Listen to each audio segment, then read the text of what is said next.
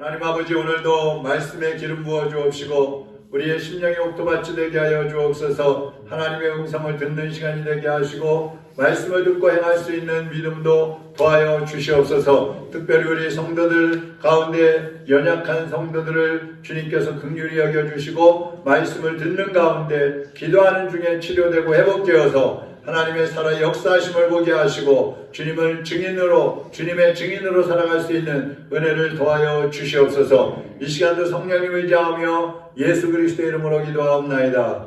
아멘. 우리 하나님 말씀 요한복음 5장 17절에서 23절까지 보시겠습니다. 요한복음 5장 17절에서 23절입니다. 교도하겠습니다. 23절은 같이 읽겠습니다. 예수께서 그들에게 이르시되 내 아버지께서 이제까지 일하시니 나도 일한다 하시매 유대인들이 이로 말미암아 더욱 예수를 죽이고자 하니 이는 안식일을 범할 뿐만 아니라 하나님을 자기의 친아버지라 하여 자기를 하나님과 동등으로 삼으심이로라. 그러므로 예수께서 그들에게 이르시되 내가 진실로 너희에게 이르노니 아들이 아버지께서 하시는 일을 보지 않고는 아무것도 스스로 할 수 없나니 아버지께서 행하시는 그것을 아들도 그와 같이 행하느니라. 아버지께서 아들을 사랑하사 자기가 행하시는 것을 다 아들에게 보이시고 또 그보다 더 큰 일을 보이사 너희로 놀랍게 여기게 하시니라. 아버지께서 죽은 자들을 일으켜 살리신 같이 아들도 자기가 원하는 자들을 살리느니라. 아버지께서 아무도 심판하지 아니하시고 심판을 다 아들에게 맡기셨으니 이는 모든 사람으로 아버지를 공경하는 것 같이 아들을 공경하게 하려 하시리라. 아들을 공경하지 아니하는 자는 그를 보내신 아버지도 공경하지 아니하느니라. 아멘. 아멘. 오늘은 아버지께서 일하시니 나도 일한다, 이런 제목으로 말씀을 드리겠습니다. 예수님 당시에 유대인들 앞에서 예수님을 자랑하거나 예수님을 좋은 분이라고 막 소개를 한다든지 이러면 유대인들에게 비판을 받고 또 퇴출을 당하는 그러한 시대였습니다. 근데 38년간 병석에 누워있다가 예수님께 치료받은 이 사람이 성전에 있을 때에 예수님을 다시 만난 거예요. 그 베데스다의 언목가에서는 예수님이 고쳐주신 걸 몰랐어요. 누가 고쳐줬는지를 몰랐어요. 예수님 고쳐주시고 그냥 가버리시는 바람에. 근데 이제 성전에서 다시 그 예수님을 만났습니다. 그랬더니 너무 기쁘고 반갑잖아요. 그래서 이 예수님을 유대인들 지도자들에게 소개를 하는 거예요. 이분이 바로 나를 치료해 주신 분입니다. 유대인들이 물어봤거든요. 누가 너무 자리를 들고 가라고 했느냐? 아, 그분이 나를 치료해 주신 분인데 그분이 누군지 잘 모르겠어요. 이랬거든요. 근데 이분이 나를 치료하신 분입니다. 이렇게 소개를 하니까 유대인들이 있다 보니까 저 예수가 안식일을 범하겠구나. 딱 그렇게 생각을 하는 것이죠. 그래서 이 38년 동안 병석에 누워있던 이 사람, 평생을 누워서 살던 자기를 고쳐주신 그 예수님을 이 사람은 메시아로 믿었어요. 그래서 막 자랑을 한 거예요. 이분은 선하신 분입니다. 메시아입니다. 고치시는 분입니다. 막 자랑을 하는 거예요. 근데 유대인들은 어때요? 예수님이 다른 사람들에게 안식일을 범하게 만든단 말이에요. 안식일 날 막 일하다 그러고 뭐 병자 고쳐주고 자리를 두고 가라 그러고 그러면 안 되거든요. 율법에는, 안식일에는. 근데 막 그렇게 한단 말이에요. 예수님을 막 공격을 하게 되는 것입니다. 그래서 유대인들은 안식일을 철저히 지키는 것 같지만 사실은 외식을 하고 형식적으로 하고 지키는 척하는 그런 사람들이에요. 예수님이 그걸 다 아시니까 안식일에 대해서 잘못된 생각을 가지고 있는 그 유대인들을 지적을 하시면서 예수님은 오히려 안식일날 병도 고치시고 안식일날 제자들이 이렇게 밀밭 사이로 지나가다가 밀을 따가지고 배고프니까 막 먹잖아요. 먹으면 안 되거든요, 사실 안식일에는. 근데 그렇게 따갖고 먹고 그걸 다 그대로 용납을 하시는 거예요. 왜요? 안식일을 지금 잘못 지키고 있다 그러는 거죠. 그러면서 예수님이 하시는 말씀이 내 아버지께서 이제까지 일하시니 나도 일한다. 이런 말씀을 하셔요. 그러니까 유대인들은 예수님을 죽이려고 하는 두 가지 이유가 있었는데, 첫 번째는 안식일을 파괴하는 사람이라는, 안식일법을 지키지 않는 자다. 두 번째는 아버지와 자기가 동등하다고 하면서 하나님 아버지를 신성 모독하는 그러한 자이기 때문에 죽여야 된다고 생각했어요. 그러니까 예수님과 하나님이 동등하시다. 이 말은 이손이라는 단어인데, 이손. 그 숫자나 크기나 질이나 모든 것이 동일하다는 거예요. 그러니까 하나님 아버지하고 예수님은 모든 것이 본질적으로 동일하신 분이라는 것을 말씀하고 있는 것입니다. 그러면 성경을 보면요, 예수님은 태초부터 말씀으로 계시면서 하나님께서 만물을 창조하시는 것을 다 봤어요. 그리고 육신을 입고 세상에 오셨습니다. 그렇기 때문에 하나님과 함께 계시다가 하나님과 함께 창조하시고 그분이 말씀이 되어서 이 땅에 오셨기 때문에 하나님과 예수님이 동등하시다고 하는 것이 전혀 이상할 게 없다는 것이죠. 근데 유대인들은 예수님이 신성모독을 한다고 하면서 죽이려고 하는 거예요. 마태복음 26장 한번 보겠습니다.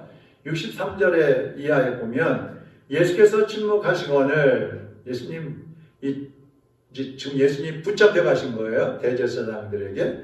그럼 막 물어보는데 침묵하셔요. 대제사장이 이르되 내가 너로 살아계신 하나님께 맹세하게 하노니 네가 하나님의 아들 그리스도인지 우리에게 말하라. 예수께서 이르시되 네가 말하였느니라. 예수님은 내가 그리스도야 이렇게 말씀하시지 않고 네가 지금 나보고 하나님의 아들 그리스도라고 물었지. 네가 말한 그대로야. 내가 그리스도다 이 말이죠.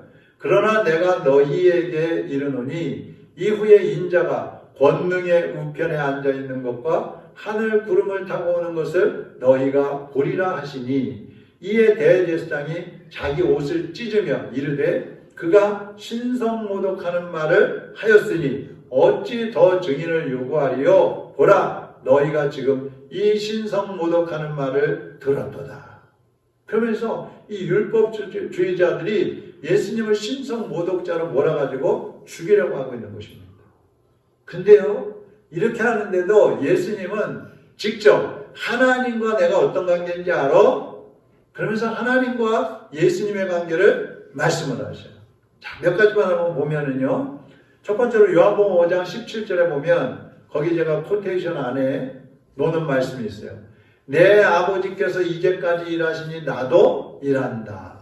그러니까 예수님은 아버지 하나님이 일하시는 것처럼 나도 일하고 있어. 나는 이 땅에 육신을 입고 왔지만 하나님 아버지와 함께 나는 일하고 있다. 이것을 강조를 하시는 거예요. 그러니까 예수님이 여기서 나도 일한다 할 때 이 일이라는 것은 하나님이 하시는 일하고 예수님이 하시는 일하고 똑같은 일을 하고 계시다는 거예요. 다른 일을 하고 있는 게 아니고. 이것을 하나님과 내가 동등한 분이다. 이것을 강조하기 위해서 지금 이 말씀을 하는 거예요. 두 번째로는 요한복음 5장 23절에 보면 이는 모든 사람으로 아버지를 공경하는 것 같이 아들을 공경하게 하려 하심이라. 거기 코테이션 안에 또 나왔죠. 아들을 공경하지 아니하는 자는 그를 보내신 아버지도 공경하지 아니하느니라. 그러니까 예수님은 하나님과 동등한 분이시기 때문에 예수님을 공경하지 않는 사람은 하나님 아버지도 공경하지 않는 사람이에요. 예수님을 공경하는 사람은 하나님 아버지도 공경하는 사람이에요. 이게 무슨 말이에요? 예수님과 하나님은 같은 분이라는 거예요. 동등하신 분이라. 그것을 계속 강조를 하는 거예요. 그 다음에 세 번째로 요한복음 8장 19절에 그 코테이션 안에 있는 거 한번 같이 읽어볼까요? 나를 알았더라면 내 아버지도 알았으리라. 예수님 말씀하셨어요. 내가 메시아라는 사실을 너희들이 알았다라면 하나님 아버지도 너희들이 제대로 알았을 거야. 이 말은 무슨 말이에요? 너희들이 지금 율법에 눈이 멀어가지고 내가 메시아라는 것을 몰라보고 있으니까 하나님 아버지 너희가 믿는다고 하지만 사실은 너희들은 하나님 아버지도 제대로 모르고 있는 거야. 이것을 말씀을 해주고 있는 거야. 그 다음에 네 번째로는 요한복음 10장 30절입니다. 거기도 코테이션 안에 있는 거 같이 한번 읽어보겠습니다. 나와 아버지는 하나이니라. 이제 아주 결정적으로 나하고 하나님은 하나야 하나. 아주 선포로 해버리시는 거예요. 하나다. 여러분 우리가 예수님 믿으면서 예수님과 한 몸이라 그러잖아요. 예수님 머리이고 우리는 몸이고 우리는 지체이고. 근데 그 정도가 아니라 하나님과 예수님은 한 몸이시라 하나시라는 거예요. 완전 연합체. 분리될 수 없는 그런 연합체라는 겁니다. 그리고 요한복음 또 14장 9절에도 보면 나를 본 자는 아버지를 보았거늘 어찌하여 아버지를 보이라 하느냐. 제자들이 예수님한테 예수님 우리한테 하나님 아버지 좀 보여주세요 이랬단 말이야. 그러니까 예수님이 나를 봤으면 하나님 아버지를 본 거야. 나를 보면 하나님을 본 건데 뭘 하나님을 보여달라 그래. 그렇게 말씀을 하는 거예요. 사람들이 그러잖아요. 하나님을 봤으면 좋겠다. 눈에 보이지 않는 하나님, 귀에 들리지 않는 그 하나님의 음성을 들었으면 좋겠다 그러잖아요. 근데 예수님에게서 아버지의 모습을 보라는 거예요.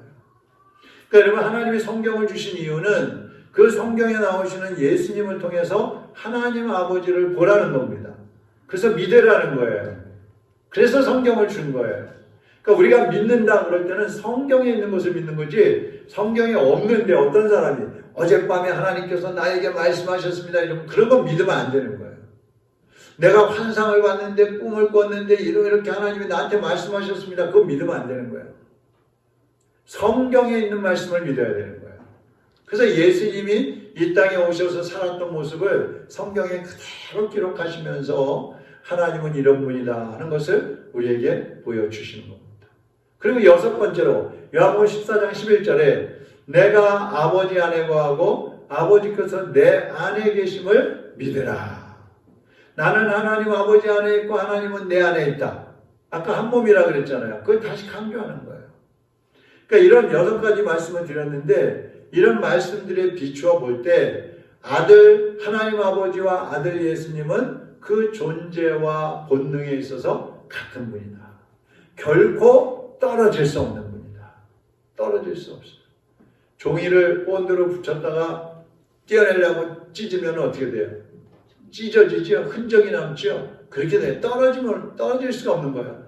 붙어 있어야 온전한 거예요. 그래서 하나님과 예수님 성령님은 함께 계셔야 완전하신 겁니다.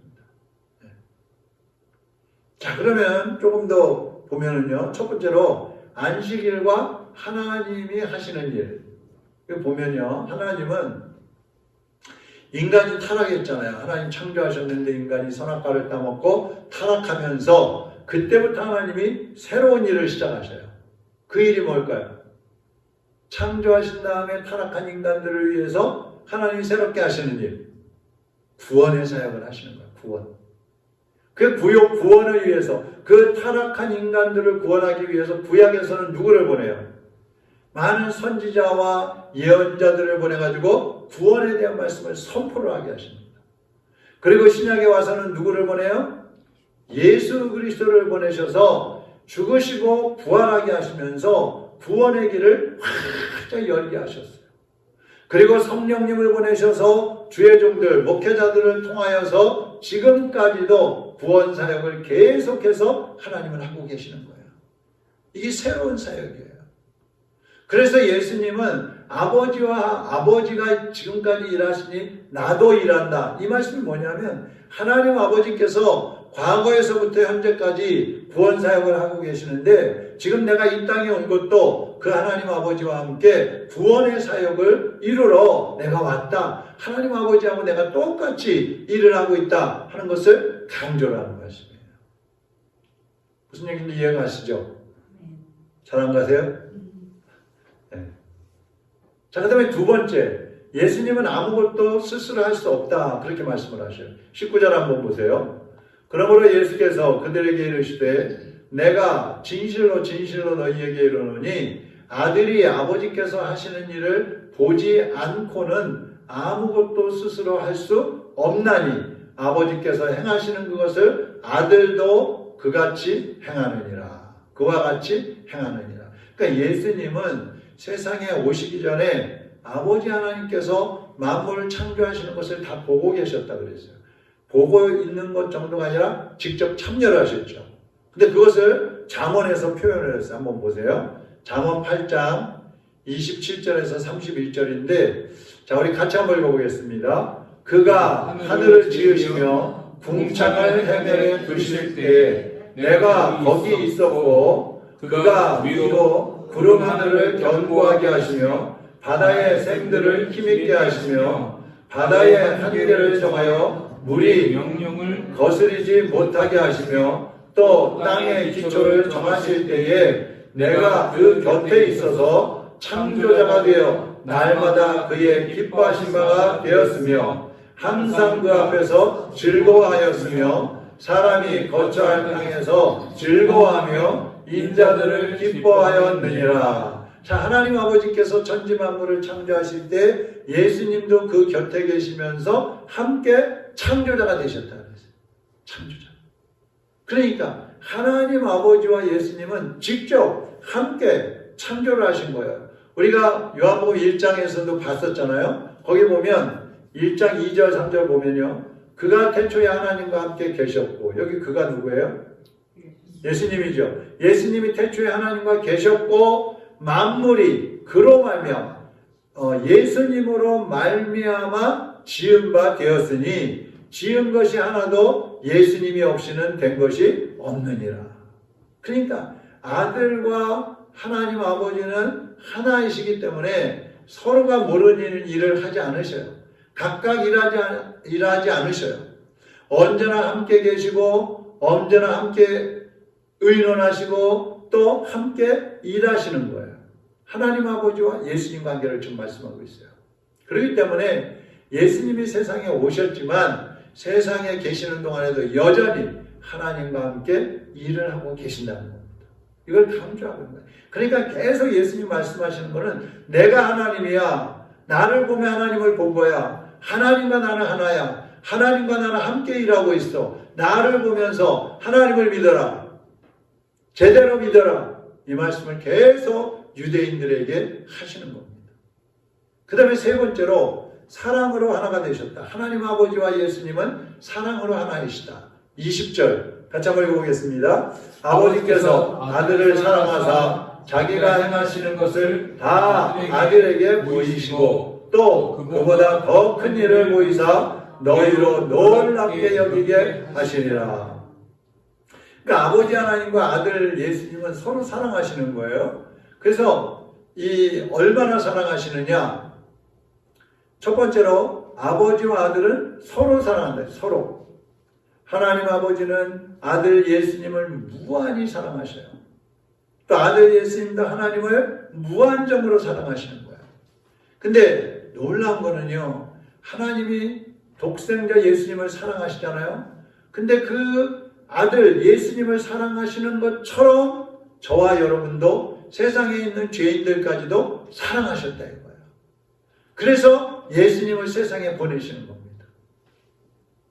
그리고 예수님은 어떠셨어요? 하나님 아버지를 사랑하시기 때문에 그 하나님의 말씀에 절대 복종해서 십자가에 못 박혀 죽기까지 하시는 거예요. 이게 사랑의 결과예요. 우리를 사랑하시기 때문에 독생자를 보내주셨고 우리를 사랑하셨기 때문에 아버지께 순종하여서 독생자 예수님은 십자가에 못 박혀 죽으신 거예요. 또 하나님과 예수님이 서로 사랑하신다는 말은 두 번째로 아버지는 모든 것을 아들에게 보이셨다 그랬어요. 하나님과 예수님 사이에는 비밀이 없어요. 그 어떤 비밀도 없어요. 크고 작은 비밀 아무것도 없어요. 다 오픈되어 있어요. 서로를 알리고 서로 함께하는 겁니다. 이런 모습을 왜 보여주시겠어요? 성도들도 주 안에서 하나이고 주 안에서 서로 활짝 열려져서 함께 주님의 사역을 해야 된다는 겁니다. 그 다음에 세 번째로 서로 사랑한다는 말은 기이한 일을 함께 하신다는 거야. 자, 아버지는 아들을 세상에 보내셨잖아요. 자기 아들을, 독생자를 세상에 보내셨는데 여러분 생각해 보세요. 누가 내가 가장 귀하게 여기는 내 아들을 천하고 멸시받는 곳으로 보내고 싶은 아버지가 어디 있겠어요? 근데 하나님 아버지는 그 예수님, 독자 예수님을 멸시 천대받고 죽임당할 수밖에 없는 이 세상으로 보내신 거예요. 이게 얼마나 귀한 일이에요. 거기다가 귀한 아들을 십자가에 죽게 하셨어요. 그리고 죄인들을 위해서 죽게 하신 거예요. 그것도. 이것처럼 귀한 일이 어디 있느냐. 또 예수님을 믿는 사람들에게는 죄를 용서해 주시고 영생을 주셔서 하나님 자녀로 살게 해주셨어요. 이것 또한 귀한 일인 것입니다. 있을 수 없는 일이에요. 어떻게 죄인들이 예수님 믿는다고 그래 됐어 너 이제 죄 용서 받줄게 내 자녀야 어떻게 그렇게 할 수 있느냐 이 말이에요. 손양원 목사님이 자기 아들을 죽인 그 사람을 자기 양자로 삼았다 그러잖아요. 어떻게 그런 일이 있을 수 있겠어요? 근데 사랑으로 가능하다는 겁니다. 근데 아버지만 이렇게 귀한 일을 하신 게 아니라 그 아들 예수님도 똑같이 귀한 일을 하시는 거예요. 자, 21절 한번 보겠습니다. 아버지께서 죽은 자들을 일으켜 살리신 같이 아들도 자기가 원하는 자들을 살리느니라. 여러분 죽은 자를 살리는 것처럼 귀한 일이 어디 있어요? 근데 예수님도 죽은 자를 살리신다는 거예요. 하나님 아버지하고 똑같이. 살아계실 때에는 죽은 나사로 살리셨지요. 나인성 과부의 아들도 살리셨지요. 야이로의 딸도 살리셨죠. 죽은 자들을 막 살리셨어요. 그런데 더 큰 것은 영적으로 죽어있는 죄인들을 예수님은 살리러 오셨다는 거죠. 살리러 오셨다.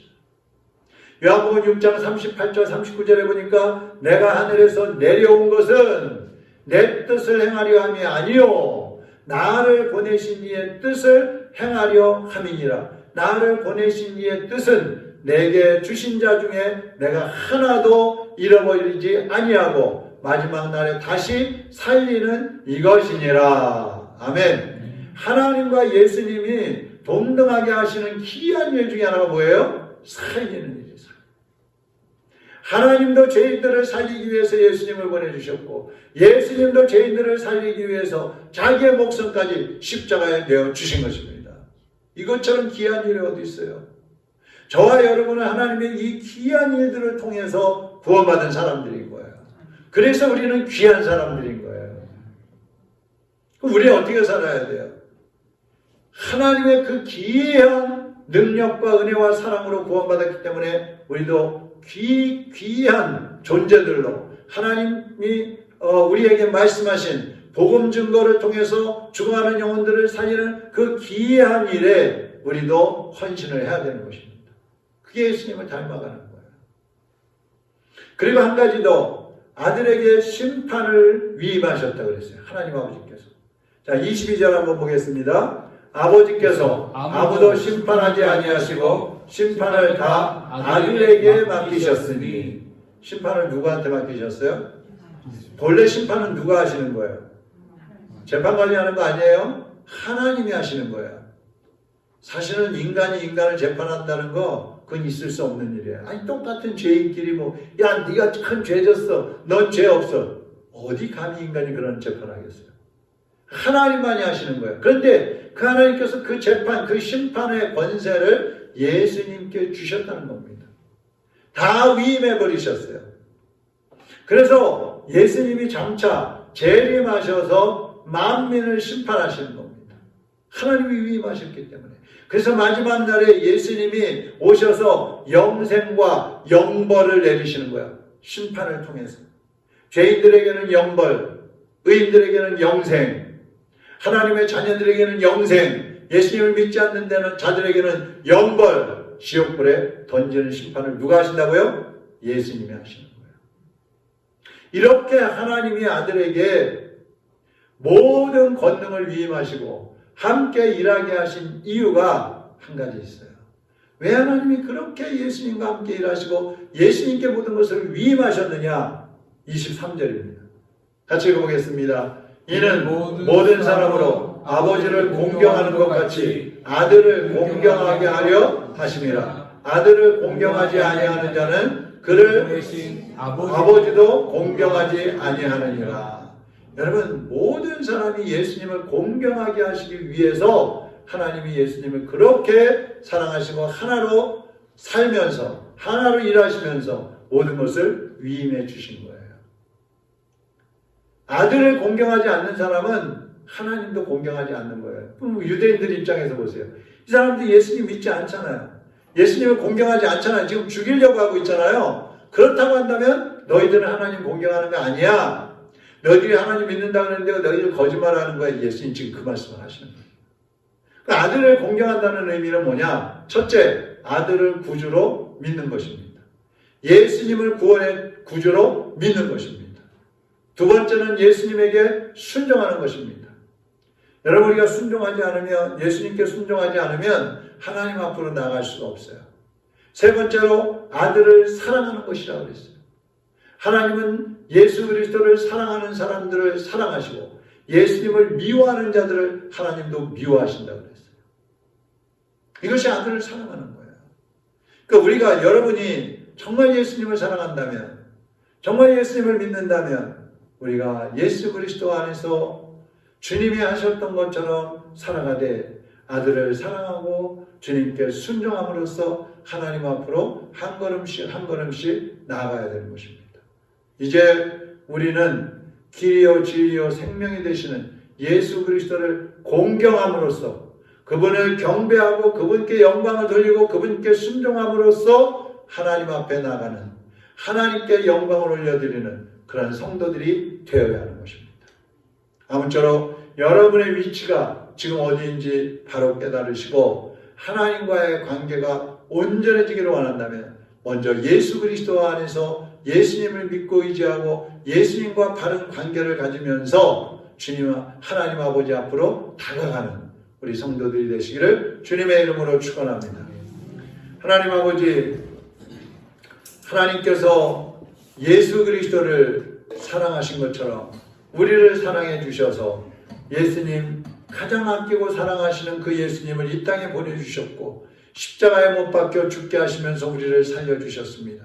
이제 우리가 그렇게 귀한 존재들로 거듭났사오니 이제는 아버지 예수 그리스도를 경배하며 주님을 높여드림으로써 하나님 아버지께 영광이 되는 삶을 살게 하여 주옵시고 우리가 이 땅에서 살아있는 동안에 주님을 모르고 죽어가는 수많은 영혼들에게 예수 그리스도를 알려서 우리도 주님이 하신 것처럼 하나님의 아버지가 하신 것처럼 영혼을 살리는 기이한 일에 쓰임받는 하나님의 일꾼들이 되게 하여 주시옵소서. 돌아가는 발걸음도 인도하여 주시고 추석 연휴 동안에 범죄하지 않게 하시고 하나님으로부터 멀어지지 않게 하시고 주님을 더 가까이 하며 주님을 묵상하며 주님께 영광 돌리는 시간들이 될 수 있게 하여 주시옵소서. 악에 걸리는 성도들이 없게 하시고 시험에 드는 성도들이 없게 하여 주옵소서. 원금 강철로 갈 때에도 조그만 안전사고도 일어나지 않도록 성령님께서 보호하시고 천군 천사들로 지키게 하여 주시옵소서.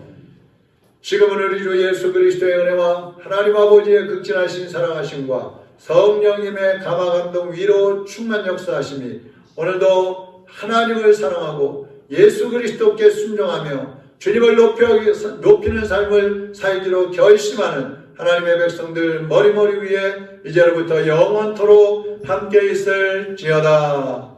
아멘.